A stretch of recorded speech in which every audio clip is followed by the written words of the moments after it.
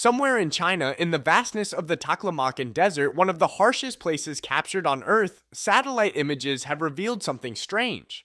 What looks like a full-sized aircraft carrier sitting in the middle of sand. It's nowhere near water, shipyards, or any coastline, which makes the sight feel almost unreal.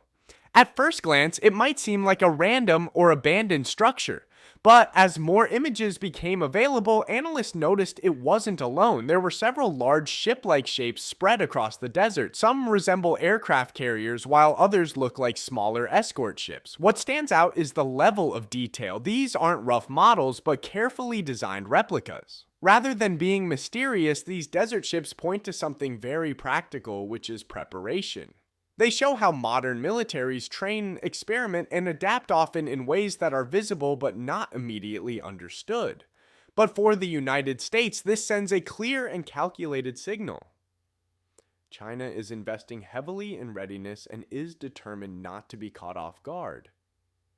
It highlights a focus on studying potential adversaries closely and preparing for complex, high-end conflicts long before they ever happen. A huge structure in the middle of the desert. Some analysts believe that this huge aircraft was just, but these structures are not random. Inside the Taklamakan Desert, analysts have identified what appear to be carefully designed replicas of modern naval warships. From satellite views, their outlines show striking accuracy, long flat decks resembling runways, island-like command towers, and placements that mirror radar systems and missile launch zones. This level of detail makes it clear these are not symbolic models or rough sketches, but purpose-built targets designed to behave like real ships in testing scenarios. The setting plays a key role, and China, by placing a huge ship in the middle of the desert, outsmarted the US, which never in their right mind thought this type of innovation was possible. The desert offers extreme isolation, very little human activity, and a controlled environment ideal for experiments. Unlike the ocean, where waves, weather, and heavy traffic introduce unpredictability, this barren landscape provides stability. That makes it easier to track impacts, measure accuracy, and repeat tests under consistent conditions. In many ways, it functions like a giant outdoor laboratory for weapons development. One of the most unusual features is the network of long, winding tracks carved into the sand around these mock ships. These are not typical rail lines. Instead of running straight, they twist sharply and change direction in ways that seem almost unnatural. The design starts to make sense when viewed from a military perspective, where real warships rarely move in straight lines. They zigzag, accelerate, and maneuver to avoid being targeted. These tracks allow the replicas to simulate that behavior. Some of the mock ships appear to be mounted on movable platforms, enabling them to travel along these paths. This turns them into dynamic targets rather than stationary ones, allowing for more realistic testing of tracking and strike systems. Scattered nearby are tall poles and metallic structures. Analysts believe that these could function as sensors or radar reflectors, helping replicate the electronic signature of real vessels. In effect, they allow testing systems to see these models as if they were actual warships. Perhaps most interesting is that none of this is hidden. The installations are clearly visible in public satellite imagery, suggesting a mix of practical testing and deliberate signaling to the outside world. A new innovation, the carrier killer. At the heart of these desert experiments lies a weapon system that has begun to reshape modern military thinking, which is referred to as the carrier killer, most often associated with China's DF-21D. Designed specifically to target aircraft carriers, this class of weapon challenges one of the longest-standing pillars of naval dominance. For a long period of time, aircraft carriers have been a centerpiece of U.S. military power. Platforms like the Gerald R. Ford-class aircraft carrier act as floating air bases capable of launching fighter jets anywhere across the globe. This ability allows the United States to project force far from its own shores, respond quickly to crises, and maintain a strong presence in key regions. But that same importance also makes carriers highly valuable and highly vulnerable targets. Whereas the carrier killer changes the entire equation. Unlike traditional anti-ship weapons that rely on ships, submarines, or aircraft getting close, this system can strike from vast distances.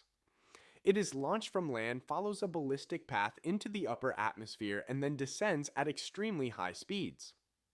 In its final phase, the warhead can maneuver, adjusting its trajectory to track moving targets in real time. That capability is what makes it so difficult to defend against. Hitting a moving ship from hundreds or even thousands of kilometers away is already complex. Doing so while the target is actively evading and still achieving accuracy is a significant technological leap. By replicating the size, structure, and even radar signatures of real warships, these targets allow engineers to test detection, tracking, and strike accuracy under controlled but realistic conditions.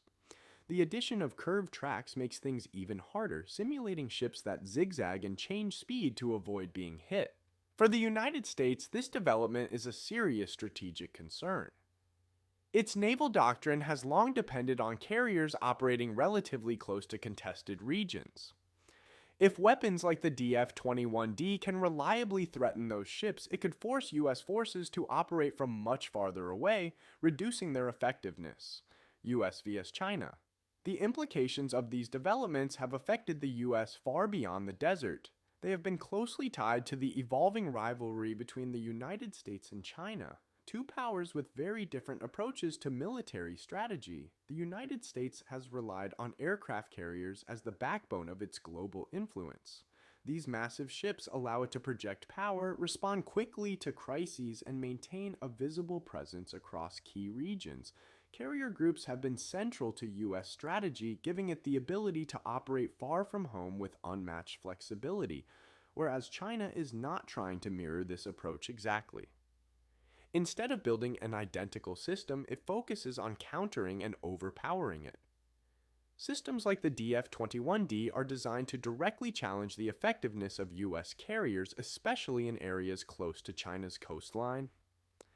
The desert testing grounds reflect this shift. By practicing against realistic targets, China is working to make these weapons more accurate and reliable. The goal is not necessarily to match the United States ship for ship, but to make those ships far more vulnerable in certain regions. This has created real commotion within U.S. defense planning circles. Even without direct conflict, the mere presence of such capabilities can shape decisions.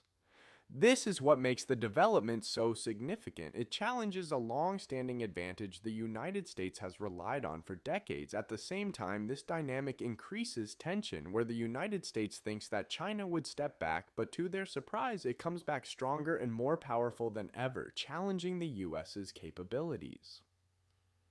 In the end, these desert experiments are about more than testing weapons. China reflects a broader shift in how power is contested, less about size alone and more about precision, positioning, and the ability to reshape the battlefield without firing the first shot. For the United States, this is more than just a small innovation. It sends a strong signal that China is actively reshaping its military strategy and no longer relying on traditional approaches. Instead of simply matching existing systems, it is developing new capabilities that challenge long-held assumptions about naval dominance and power projection. However, some critics say that these developments are being closely watched by US and other global military planners because of their potential impact on future conflicts and their innovative minds. The US would have never thought of such a development which could simply overcome other military planners.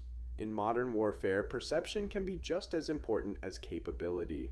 A weapon system does not need to be used in war to influence decisions, it only needs to be believed credible.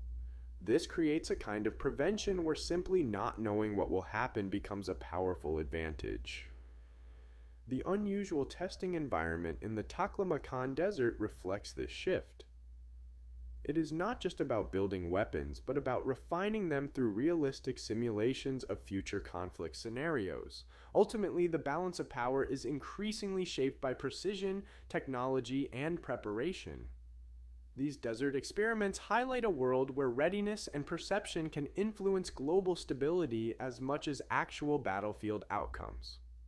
China outlines a clear message for the United States that it is not holding back and will never hold back.